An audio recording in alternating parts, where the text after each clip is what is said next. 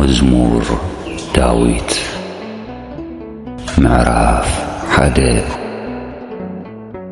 بمخري خفآت زي كده عم منقد حتى عنكا زي قومة عم منبري ملاقت سدما زي تقمته بصيو وكوادا بحقي اكزابير يحقوس نتحقون ليتن معالتن يستنتنو نسو أوسن وحزم ماي كم استتخلت ببقوانو فريقاخن اتهب قوصلاون كم زي رقف يخون كلو زقبرون يسلطو توم كفاءات قنا كم زي ايكونون نساتهم كم تين فاس ريبوز وستو بنتات ايوم سلازي كفاءات بفردي عطانون أم محبر صادقان أيقومون يوم إجزابير من قد صادقان يفولت يمو من قد خفات قنا كتف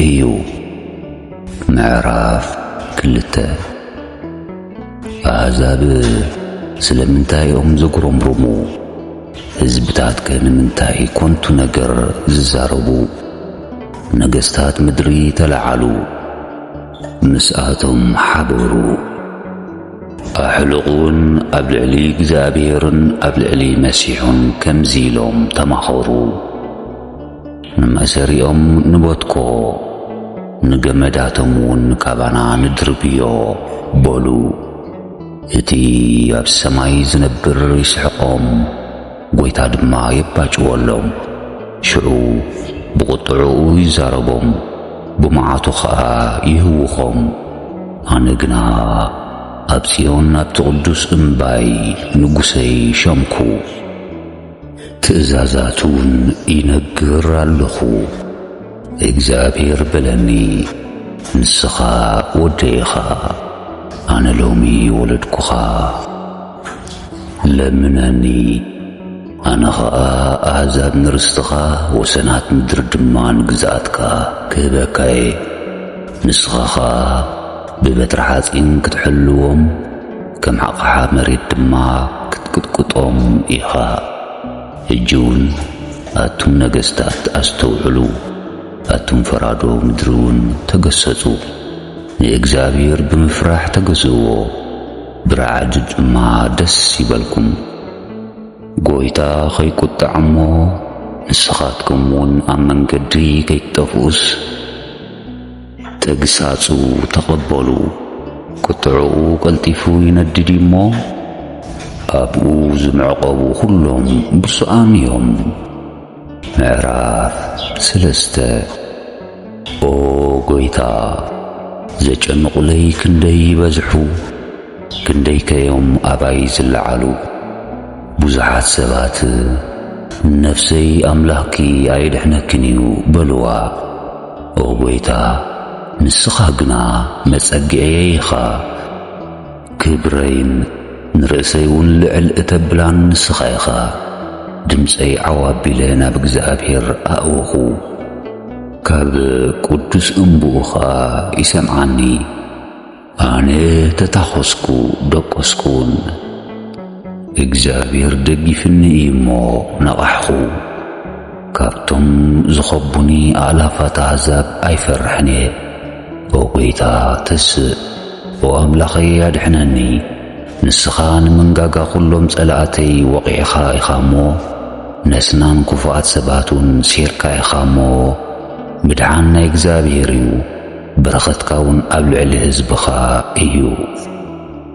معراف 4 أو أملاك صدقي كتصوع عن كلخو ملسلي نجنكتي أسفح خالي محارني صلتي ونسمعني أتم دكسب كساب معازيهم لبخم اتترو كساب معازيهم كنت نقر اتفتون نحسوت اتداليون إجزابير بصدقو كم استقلس أفلوتو إجزابير نابون تتريعي سمعنيو تقطعوا قنا حاتياتي تقبارو أما دكاسيهم كلهم دما بلبهم مرمرو هدئون بولو مسوات صدقي سو ብእግዚአብሔር ድማ ተኣመኑ። ንሰናይ መን ዘርኤና ዝብሉ ብዙሓት እዮም። ኦ ጐይታ ብርሃን ገጽካ ኣብ ልዕሌና ተፈለጠ። ኣብ ልበይ ታሕጓስ ኣሕደርካ ካብ ፍረ ስርናይን ወይንን ዘይትን እውን እምብዛ በዝሐ። ኦ ጐይታ ንስኻ በይንኻ ኢኻ ብእምነት እትሕድረኒ እሞ ቀሲነ ብሰላም እድቅስ ኣለኹ። ምዕራፍ 5 ኦ ጐይታ ንቓለይ ስማዕ፣ ንጥርዓነይ እውን ኣስተብህል። ኦ ንጉሰይን ኣምላኸይን ናባኻ እጽሊ ኣለኹ እሞ ንቓል ኣውያተይ ስማዕ። ኦ ጐይታ ብጊሓት ድምፀይ ክትሰምዕ ኢኻ። ኣንጊየ ኣብ ቅድሜኻ ክቆውም እየ ክጽበውን እየ። ንስኻ ክፉኣት ዘይትፈቱ ኣምላኽ ኢኻ፣ ክፉእ ድማ ምሳኻ ኣይሓድርን እዩ። ብኾንቱ ዝምኩሑ ኣብ ቅድሚ ዓይንኻ ኣይነብሩን እዮም። ንኹሎም ገበርቲ ዓመፅ ጸላእኻ። ኦ ጐይታ ሓሶት ዝዛረቡ ተጥፍኦም። እግዚኣብሔር ንደም ዘፍስስን ንመታለልን ይጽየፍ። ኣነ ግና ብብዝሒ ምሕረትካ ናብ ቤትካ ክኣቱ እየ። ንዓኻ ብምፍራሕ ናብ ቅድስቲ መቕደስካ እሰግድ ኣለኹ። ኦ ጐይታ ምእንቲ ጸላእተይ ብጽድቅኻ ምርሓኒ። መንገደይ እውን ናብ ቅድሜኻ ኣቕንዓለይ። ኣብ ኣንደበቶም ሓቂ የለን፣ ልቦም እውን ኮንቲ እዩ። ጐረሮኦም ከም ክፉት መቓብር እዩ፣ ብመልሓሶም እውን ይጥበሩ። ኦ ጐይታ ንስኻ ኾንኖም፣ ንሳቶም ኣብቲ ዝኣለምዎ ምኽሪ ይውደቑ። ከም ብዝሒ በደሎም ኣሳጕጎም። ኣብ ልዕሌኻ ዓሚፆም እዮም እሞ ኩሎም ብኣኻ ዝኣምኑ ግና ክሕጐሱ እዮም። ንዘለኣለም ደስ ክብሎም እዩ፣ ንኣቶም እውን ክትሕሉ ኢኻ። ኩሎም ንስምካ ዘፍቅርዎ ድማ ብኣኻ ክምኩሑ እዮም። ኦ ጐይታ ንስኻ ንጻድቕ ትባርኾ። ኦ ጐይታ ከም ዋልታ ብሞገስ ከለልካና። ምዕራፍ 6 ኦ ጐይታ ብቁጥዓኻ ኣይትቕዘፈኒ፣ ብመዓትካ እውን ኣይትገስጸኒ። ኦ ጐይታ ድውይ እየ እሞ መሓረኒ፣ ኣዕጽምተይ ተሃዊኸን እየን እሞ ፈውሰኒ። ነፍሰይ እውን ብጣዕሚ ተሃዊኸያ። ኦ ጐይታ ንስኻ ኸ ክሳብ መዓዝ እዩ? ኦ ጐይታ ገጽካ ምለሰለይ ነፍሰይ ኣድሕና። ምእንቲ ምሕረትካ ኣድሕነኒ፣ ብሞት ዝዝክረካ የለን። ኣብ ሲኦል ከ መን የመስግነካ? ኣነ ብጭንቀተይ ደኺመ ኣለኹ። ኩሉ ለይቲ ዓራተይ ሓጸብኩ፣ ንመንጸፈይ ከኣ ብንብዓተይ ኣርሓስኩ። ዓይነይ ካብ ቁጥዑ ንብዓት ዝተለዓለ ተሃውኸት፣ ካብ ኩሎም ጸላእተይ ዝተለዓለ ኣረግኩ። እግዚኣብሔር ንድምፂ ብኽያተይ ሰሚዕዎ እሞ ኣቱም ገበርቲ ዓመፅ ኩልኹም ካባይ ረሓቑ። እግዚኣብሔር ንልመናይ ሰምዐ፣ እግዚኣብሔር ንጸሎተይ ከኣ ተቐበለ። ኩሎም ጸላእተይ ይሓፍሩን ይዋረዱን፣ ንድሕሪት ይምለሱ፣ ቀልጢፎም እውን ይሓፍሩ። ምዕራፍ 7 ኦ ኣምላኽ ብኣኻ ተኣመንኩ። ካብ ኩሎም ዝኸቡኒ ኣድሕነኒ፣ ኣናግፈኒ እውን። ዘድሕነንን ዘናግፈንን ኣብ ዘይብሉ ንነፍሰይ ከም ኣንበሳ ከይምንዝዕዋን ከይሰላልዕዋን። ኦ ጐይታ ኣምላኸይ ከምዚ ገይረ እንተ ደኣ ኾይነ ኣብ ኢደይ እውን ዓመፅ እንተ ተረኺቡ ክፉእ ንዝገብረኒ ክፉእ መሊሰሎም እንተ ኾይነ ንጸላእተይ እውን ብኾንቱ ገፊዐ እንተ ኾይነ ጸላኢ ንነፍሰይ የሳጕጓ ይርከባ እውን ንሕይወተይ እውን ኣብ ምድሪ ይርገጻ ንኽብረይ እውን ኣብ ሓመድ የዋርዳ። ኦ ጐይታ ብመዓትካ ተስእ ኣብ ልዕሊ ተጻረርተይ ብቁጥዓ ተለዓል። ኦ ኣምላኽ ብዝኣዘዝካዮ ስርዓት ንቓሕ ጉባኤ ኣሕዛብ እውን ክኸበካ እዩ። ኣብ ልዕሊኦም እውን ናብ በሪኽ ተመለስ። እግዚኣብሔር ብኣሕዛብ ክፈርድ እዩ።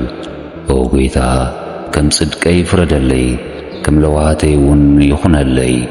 ክፍኣት ኃጢአት ይጥፋእ፣ ንጻድቃን ግና ኣቕንዓዮም።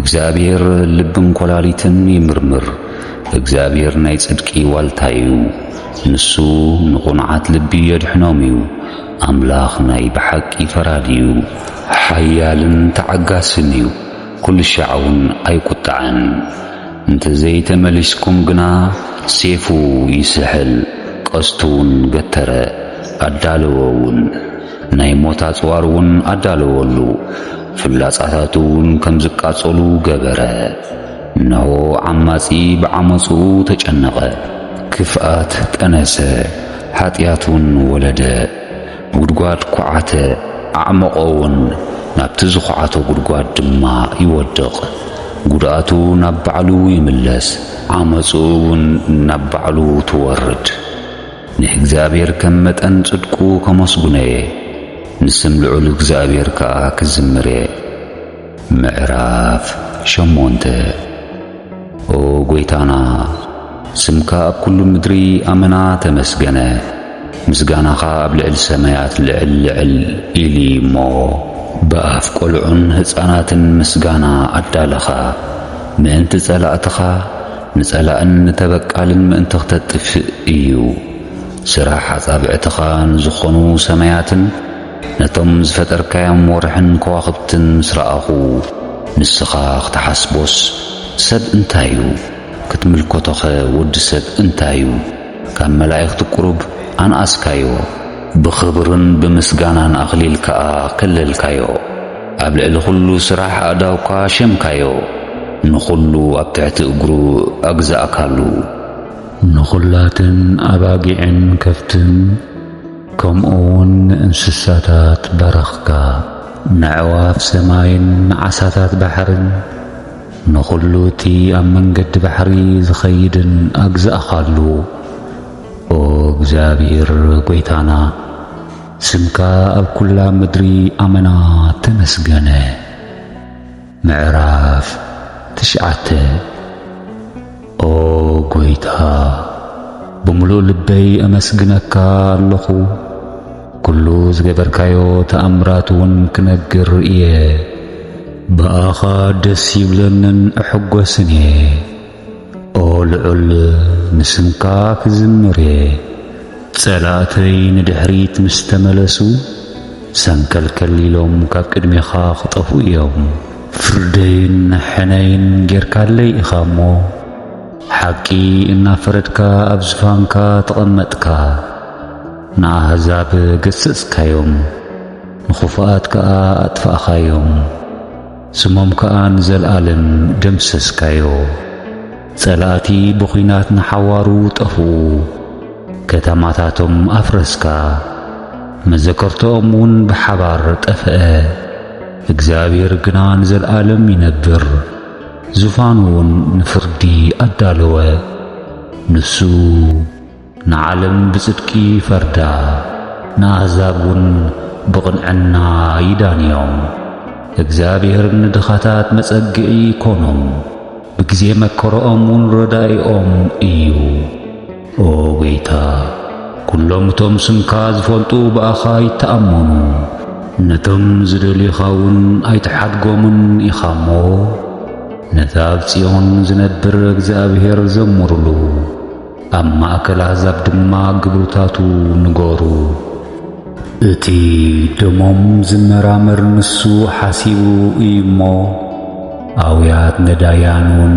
ኣይርስዕን እሞ ኦ ጌታ ራህራሃለይ ነቲ ጸላተይ ዘምጽኡለይ ዘለዉ መከራውን ተመልከት ካብ በርታት ሞት ልዕል ልዕል ተብለኒ ኩሉ ምስጋኑኡውን ኣብ በርታት ጓል ጽዮን ምእንቲ ክናገር ብምድሓንካውን እሕጐስ ኣሕዛብ ናብቲ ዝኹዓትዎ ጐዳጕድ ወደቑ በቲ ዝሓብእዎ መፈንጠር ከዓ እግሮም ተታሕዘ እግዚአብሔር ቁኑዕ ብምፍራት ዝተፈልጠ እዩ ሓጥእ ብግብሪ ኣእዳዉ ተታሕዘ ኃጢአን ናብ ሲኦል ክምለሱ እዮም ንእግዚአብሔር ዝርስዕዎ ኩሎም ኣሕዛብውን ከምኡ ድኻ ንሓዋሩ ኣይርሳዕን እሞ ተስፋ ጽጉማቱን ንዘለዓለም ኣይጠፍእን እዩ ኦ ጌታ ተስእ ሰብ ኣይበርትዕ ኣሕዛብ እውን ኣብ ቅድሜኻ ይፈርዶም ኦ ጐይታ ፍርሃት ኣሕድረሎም ኣሕዛብ እውን ሰብ ምዃኖም ይፍለጡ። ምዕራፍ 10 ኦ ጐይታ ንምንታይ ርሒቕካ ቆምካ? ብጊዜ መከራኸ ስለምንታይ ትኽወል? ብትዕቢት ሓጥእ ድኻ ይናደድ፣ ብዝሓሰብዎ ተንኰል ተተሓዙ። ሓጥእ ብትምኒት ነፍሱ ይውደስ፣ ንዓማፅ እውን ይባርኽ። ኃጢአተኛ ንእግዚአብሔር ኣቈጥዖ፣ ከም ብዝሒ ቁጥዑ እውን ኣይመርመሮን። ኣብ ቅድሚኡ ኸዓ እግዚአብሔር የለን። ኩሉ መንገዱ ዝረኸሰዩ፣ ፍርድኻ ኣብ ቅድሚኡ ዝፈረሰዩ። ንኹሎም ጸላእቱ እውን ይገዝኦም፣ ብልቡ ከቶ ኣይናወፅን። ንውሉድ ወለዶ እውን ክፉእ ኣይረኽበንን ይብል። ኣፉ መርገምን ቅበራን ተንኰልን ዝመልአ እዩ። ኣብ ትሕቲ መልሓሱ ጉድኣትን መከራን ኣሎ። ኣብ ናይ ዓድታት መድበይ ተሓቢኡ ይጻናቶ። ንንጹህ ብሕቡእ ምእንቲ ክቐትል ኣዒንቱ እውን ናብ ልዕሊ ምስኪን የናጻጽርሃ። ከም ኣንበሳ ኣብ ጽቡቕ ዱር ብስውር የድቢ። ንድኻ እውን ክነጥቆ ይጻናቶ፣ ንድኻ እውን ይነጥቆ፣ ብመጻወዲኡ እውን ይስዕቦ። ድኻ ይዋረድ ይጉበጥ፣ ኣብ ኢድ ተሓያል እውን ይወድቕ። ንሱ ብልቡ እግዚአብሔር ረሲዕኒ እዩ፣ ፈጺሙ ከይሪኡ እውን ገጹ ሰወረ ይብል። ኦ ኣምላኸይ ተስእ፣ ኢድካ እውን ልዕል ልዕል ትበል። ንነዳያን እውን ኣይትረስዓዮም። ኃጢአተኛ ስለምንታይ ንእግዚአብሔር ኣቈጥዖ? ብልቡ ኣይምርምረንን ይብል እሞ። ረኣኻዮ ንስኻ ኽፍኣትን ቁጥዓን ትርኢ ኢኻሞ። ብኢድካ ዋጋ ንምኽፋል እውን ትምልከት፣ ረዳኢ ዘኽታማት ኢኻሞ። ምስኪን ንባዕሉ ኣባኻ የማዕቑብ፣ ቅርጽም ኃጢአተኛታትን ክፉእን ስበር። ከምቲ ዝገብሮ እውን ናይ ኢዱ ሃቦ፣ ደጊሙ ከም ዘይብድል እውን ግበሮ። እግዚአብሔር ንዘለዓለም ዓለም ክነግስ እዩ፣ ኣሕዛብ ድማ ካብ ምድሪ ክጠፍኡ እዮም። እግዚአብሔር ትምኒት ነዳያን ሰምዐ፣ እዝኑ እውን ሓሳብ ልቦም ሰምዐት። ፍርዱ ንድኻን ዘኽታምን እዩ፣ ደጊም ሰባት ኣብ ምድሪ ኣፎም ልዕል ልዕል ምባል ከይደክሙ። ምዕራፍ 11 ኣነ ኣብ እግዚአብሔር ተዓቒበ ኣለኹ። ስለምንታይ ደኣ ንነፍሰይ ከም ዖፍ ናብ እምባታት ብረሪ ትብልዋ ኣለኹም? ንቑንዓት ልቢ ብስውር ምእንቲ ክወግእዎም፣ እነሆ ክፉኣት ሰባት ቀስቶም ገቲሮም፣ ንፍላጺኦም እውን ኣብ መንቲግ ኣዳልዮም ኣለዉ። ነቲ ንስኻ ዝረስዓኻዮ ንሳቶም ኣፍረሱ። ጻድቕ እንታይ ገበረ? እግዚአብሔር ኣብ ቅዱስ መቕደሱ እዩ፣ እግዚአብሔር ዙፋኑ ኣብ ሰማይ እዩ። ኣዒንቱ ናብ ድኻ ይጥምታ፣ ቅርኒባቱን ደቂ ሰብ ይምርምራ። እግዚአብሔር ንጻድቃን ኃጢኣን ይምርምር፣ ንዓመፅ ዝፈትዎ ግና ንነፍሱ ጸላአ። መፈንጠርያ ኣብ ልዕሊ ኃጢአተኛታት የዝንቦ፣ ጐርሓውን ዲንን ኣውሎ ነፋስን ዕድል ጻምኦም እዩ። እግዚአብሔር ጻድቕ እሞ ጽድቂ ኸዓ ይፈቱ፣ ቅንዕና ግና ንገጹ ትሪኦ። ኦ ጐይታ ሕያዋይ ተሳኢኑ፣ ካብ ደቂ ሰብ እውን ምትእምማን ጐዲሉ እሞ ኣድሕነኒ። ንሳቶም ኮንቱ ነገር ይናገሩ፣ ብጠባሪ ከንፈርን ብኽልተ ልብን ይዛረቡ። እግዚአብሔር ነቶም ጠበርቲ ከናፍርን ነቲ ዓብዪ ነገር እትናገር መልሓስን ክነቕለን እዩ። ከናፍርና እውን ናትና እዩ፣ ጐይታና ኸመን እዩ እናበሉ ንዝዛረቡ ሰባት ከጥፍኦም እዩ። ምእንቲ ግፍዒ ጥቑዓትን ምእንቲ ብኽያትን ምስኪናትን ሕጂ ክትስየ ይብል እግዚአብሔር። ድሕነት ክገብር እየ፣ ኣብ ልዕሊኡ እውን ክገልጾ እየ። ቃል እግዚአብሔር ንጹሕ ቃል እዩ ከምቲ ኣብ ምድሪ ዝተፈተነ 7,000 ዝተጻረየ ብሩር እዩ። ኦ ጐይታ እግዚአብሔር ንስኻ ሓልወና ካብዛ ትውልድ እዚኣ እውን ንዘለዓለም ኣናግፈና። ኣብ ማእከል ደቂ ሰባት ክፉኣት ልዕል ምስ በለ ዓመፅቲ ኣብ ኩሉ ዝርእዩ ይመላለሱ ኣለዉ። ምዕራፍ 13 ኦ ጐይታ ክሳብ መዓዝ ኢኻ ፈጺምካ እትርስዓኒ? ክሳብ መዓዝ ከኢኻ ካባይ ገጽካ እትኽውን? ክሳብ መዓዝ ኢኺ ብነፍሰይ ዝጭነቕ? ክሳብ መዓዝ ኢኺ ኹሉ ሻዕ ዝሓዝን? ጸላእተይከ ክሳብ መዓዝ እዮም ኣብ ልዕለይ ዝዕበዩ? ጸላእተይ ሲኤርናዮ ከይብሉ ኦ ኣምላኸይ ተመልከተኒ ስምዓኒ እውን። እቶም ዘጨንቑን እውን ብምንዋፀይ ደስ ከይብሎም ናይ ሞት ድቃስ ከይድቅስ ንዒንተይ ኣብርሃየን። ኣነ ግና ብምሕረትካ እውከል ኣለኹ ልበይ እውን ብምድሓምካ ይሕጐስ። ንዝረድኣኒ እግዚአብሔር እመስግን ኣለኹ ንስም ልዑል እግዚአብሔር እዝምር ኣለኹ። ምዕራፍ 14 ዓሻ ብልቡ እግዚአብሔር የለን ይብል ብስርሖም ረኸሱን ተበላሸውን ሰናይ ዝገብር ሓደ እኳ የለን። ንእግዚአብሔር ዝደሊ ለባም ሰብ እንተልዩ ክርኢ ኢሉ እግዚአብሔር ካብ ሰማይ ናብ ደቂ ሰብ ጠመተ። ኩላቶም ዓመፁ ሓቢሮምን ረኸሱ ሰናይ ዝገብር ሰብ የለን ሓደ እኳ የለን። ጐረሮኦም ክፉት መቓብር እዩ ብልሳኖም እውን ይሽፍጡ። ኣብ ትሕቲ ከናፍሮም ሕንዚ መንደላይ ተመን ኣሎ። ኣፎም መርገምን መሪርን ዝተመልአ እዩ። ኣእጋሮም ደም ንምፍሳስ ቁልጥፋት እየን። ኣብ መንገዶም ውርደትን ጥፍኣትን ኣሎ። ንመንገዲ ሰላም ኣይፈልጥዋን እዮም። ኣብ ቅድሚ ኣዒንቶም ፍርሃት እግዚአብሔር የለን። እዞም ንሕዝበይ ከም እንጀራ ዝበልዑ ኩሎም እቶም ኃጢአት ዝገብሩ ብሓቂ ኣይፈልጡን ድዮም? ንእግዚአብሔር እውን ኣይጽውዕዎን። ኣብኡ ብዓቢ ፍርሃት ብጣዕሚ ፈርሑ። እግዚአብሔር ኣብ ትውልዲ ጻድቃን እሞ ንስኻትኩም ንምኽሪ ድኻታት ኣሕፈርኩም። ግና ተስፍኦም እግዚአብሔር እዩ። ኣብ ጽዮን ንእስራኤል መድኃኒት መን ይህብ? እግዚአብሔር ምርኮ ሕዝቡ ምስ መለሰ ያዕቆብ ደስ ይብሎ እስራኤል እውን ይሕጐስ። ምዕራፍ 15 ኦ ጐይታ ኣብ ድኳንካ ዝሓድር መን እዩ? ኣብቲ ቅዱስ እምባኻ ዝነብርከ መን እዩ?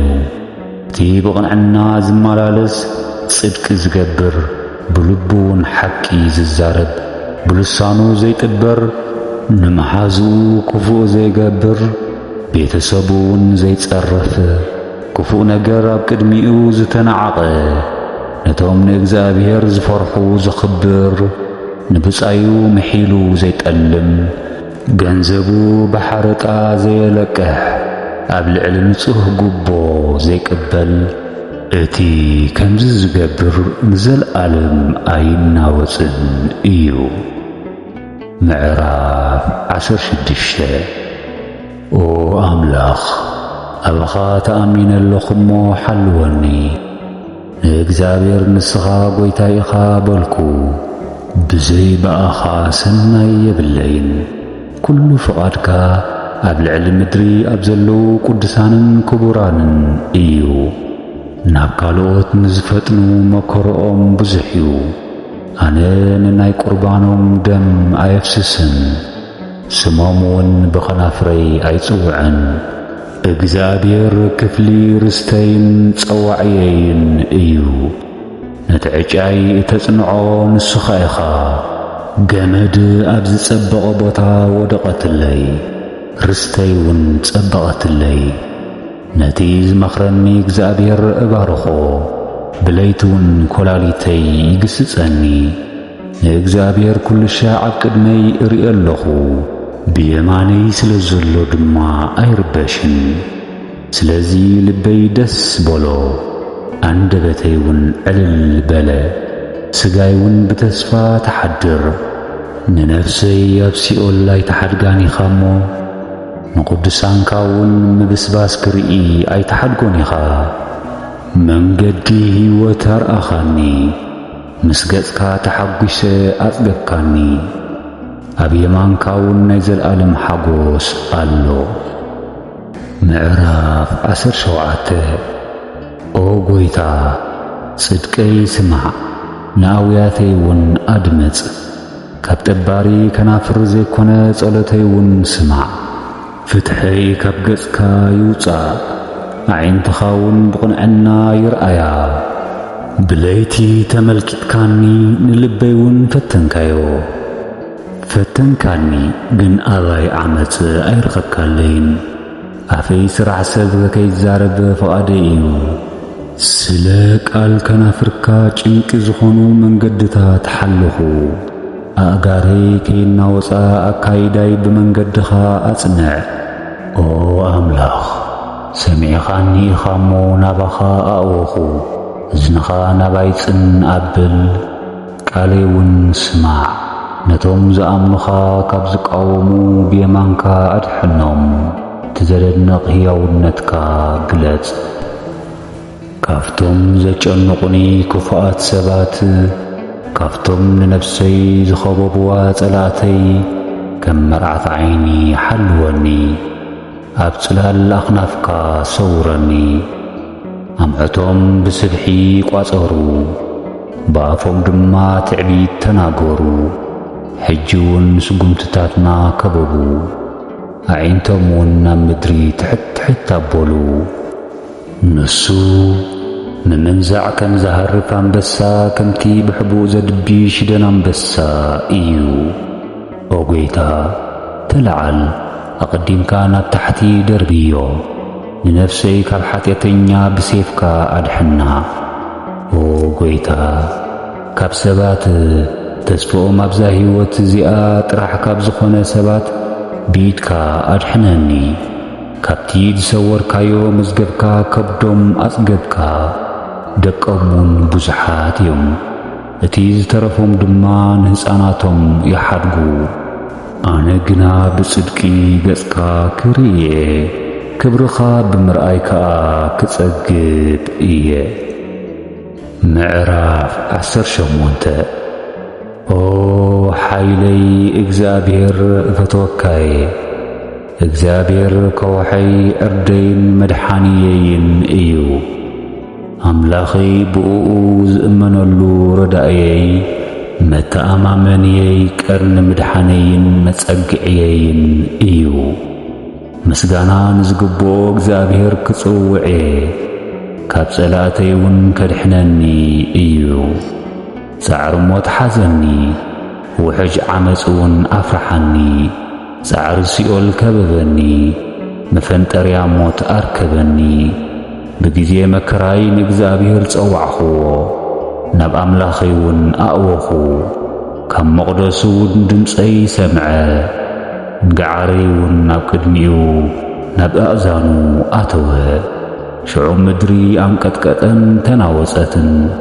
መሰረታት እምባታቱን ተነቕነቑ እግዚአብሔር ስለ ዝተቖጥዐ ኸዓ ተንቀጥቀጡ ካብ ቁጥዑኡ ትኪ ወፀ ካብ ቅድሚኡ ዝባላዕ ሓዊ ነደደ ፍሕሚውን ካብኡ በረኸ ንሰማያት ትሕት ትሕት ኣቢሉ ወረደ ኣብ ትሕቲ ኣእጋሩውን ጣቃ ነበረ ኣብ ልዕሊ ክሩቤል ተቐሚጡ በረረ በኽናፍ ንፋስ ከዓ በረረ መሰወሪኡ ድማ ጸልማት ገበረ ኣብ ዙርዩውን ድንኳኑ ገበረ ኣብ ውሽጢ ደመናታት ናይ ጸልማት ማይ ነበረ ኣብ ገጹ ካብ ዘሎ ዘንጸባርቕ ዝተለዓለ ደመናን በረድን ጓህሪ ሓውን ሓሊፉ እግዚአብሔር ካብ ሰማይ ኣንጐድጐደ ልዕሊኡውን ቃሉ ሃበ ፍላጸታቱ ወርዊሩ በተኖም ብርቱዕ መብረቕ ሰዲዱውን ሃወኾም ኦ ጐይታ ካብ ቁጥዓኻ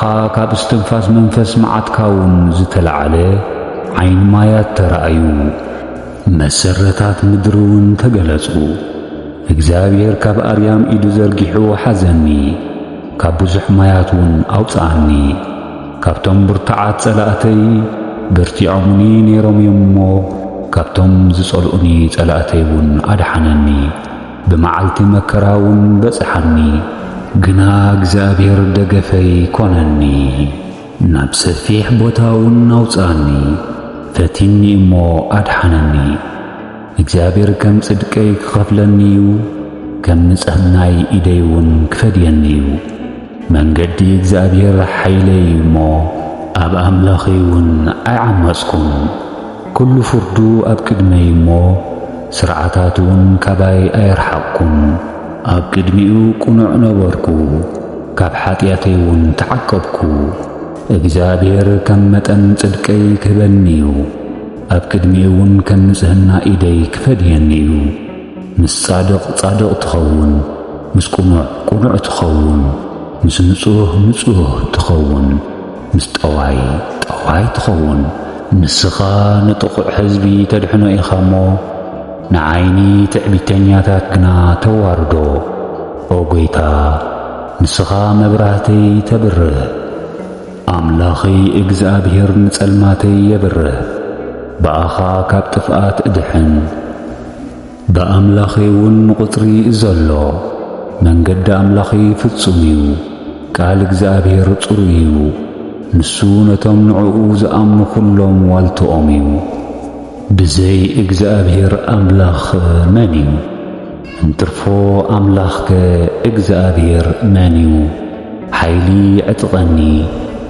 ንመንገደይ እውን የቕንዓለይ ነገረይ ከም እግሪ ሰስሓ ዘጽንዐን ኣብ እምባታት ከኣ ዘቑመኒ እግዚአብሔር እዩ ንእዳወይ ውግእ ይምህረን ንቐላጽመይ እውን ቀስቲ ነሓሲ ገበረን ንድሕነተይ እውን መተኣማመኒ ሃበኒ የማነይትኻ እውን ትድግፈኒ ትምህርትኻ እውን ንዘለኣለም የጽንዓኒ ዝምህረኒ እውን ተግሳጽካ እዩ ናካይዳይ ኣብ ትሕተይ ኣስፋሕፋሕኻለይ ኣእጋረይ እውን ኣይተሰናኸላን ንጸላእተይ ከሳጕጎም ክሕዞም እውን እየ ክሳዕ ዘጥፍኦም እውን ኣይምለስን ከጨንቖም እየ ምቓም እውን ኣይክእሉን ኣብ ትሕቲ እግረይ ክወድቁ እዮም ብጊዜ ሰልፊ ሓይሊ ተዕጥቐኒ ንኹሎም እቶም ኣብ ልዕለይ ዝቖሙ ኣብ ትሕተይ ተግዝኦም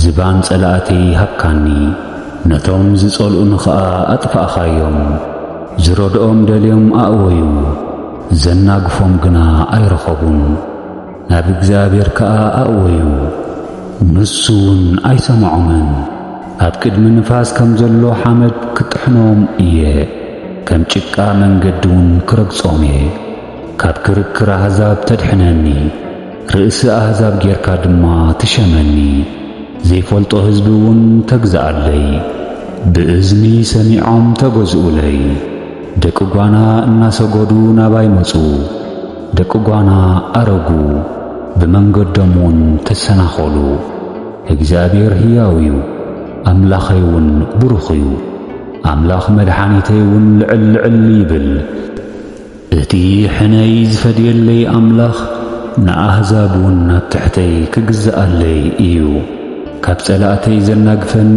ንሱ እዩ ኣብ ልዕለይ ካብ ዝቖሙ ልዕል ልዕል ተብለኒ ካብ ገፋዕ ሰብ ተድሕነኒ ኢኻ ኦ ጐይታ ስለዚ ኣብ ማእኸል ኣሕዛብ ከመስግነካ እየ ንስምካ እውን ክዝምር እየ ዓብዪ ድሕነት ንንጉሥ ይገብረሉ ምሕረቱ እውን ንዝቐብኦ ንዳዊትን ንዘርኡን ክሳዕ ዘለዓለም ይህብ